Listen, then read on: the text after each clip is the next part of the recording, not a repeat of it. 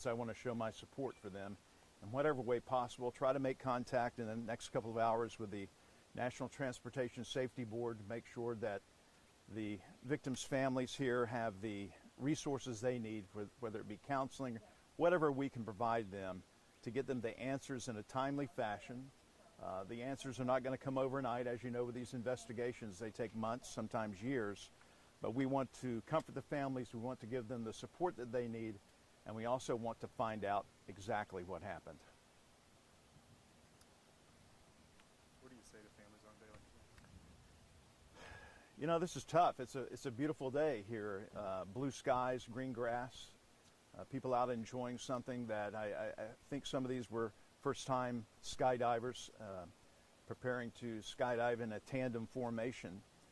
Not a lot of them, my understanding, were experienced, but just getting to enjoy God's green earth and then have something like this turn so tragic while potentially other family members were watching. It's tragic, and you can never replace those lives, but we can tell their stories. You can tell their stories as you get to know the families and eventually interview them, but also follow this through to make sure that we find out why tragedies like this happen and try to keep them from happening again.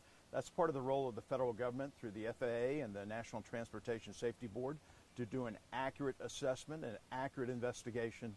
And if there are any flaws in what happened that was, whether it's human or mechanical, we need to find that out.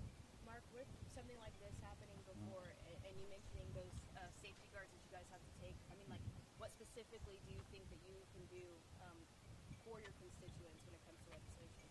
Well, I think the biggest part of it is communication. To have this open door that we have in our 4th Congressional District, our offices, our district director, we're very communicative. We try to make ourselves available at any time, 24/7 to our constituents.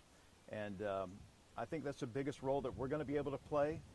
Sometimes it's hard getting in touch with the federal government up in Washington, D.C., and we've played a role in the past in making those connections, and we plan to do that in the future, and especially with these families to, again, get the answers that they need to move forward and to heal.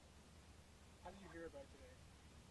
And what was your feeling? I got a text from Scott Lemaster, who's on the scene here. He runs a nonprofit called Taking It to the Streets, and I used to feed homeless with him in Kansas City, and now he helps out first responders with mobile units with bathrooms and food and things for the victims' families and first responders, and he's on the scene there, and he goes to tornado scenes and all over this region. A great servant and friend of mine, and that's how I found out about it.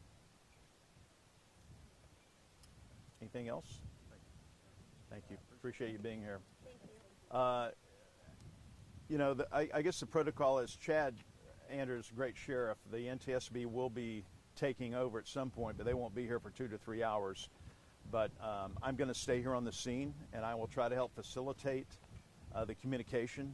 They do a very good job. They have their own public relations person that comes in. But I'll help because I know your needs, especially for deadline times, and I will try to help you however much possible, okay? Thank you, sir. Sure. Thank you. I came in late, so Sure. I'm getting it a little bit. Let me get this off because my pants are falling. We'll make sure that doesn't Yes. happen.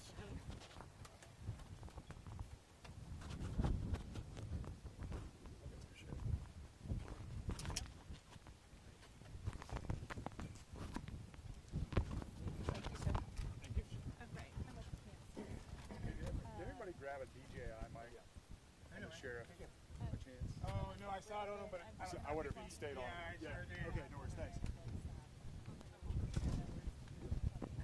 Well, from the reports that I've read, the published reports, is that some of these skydivers were to be skydiving in a tandem formation, not by themselves necessarily, which tends to portray a scene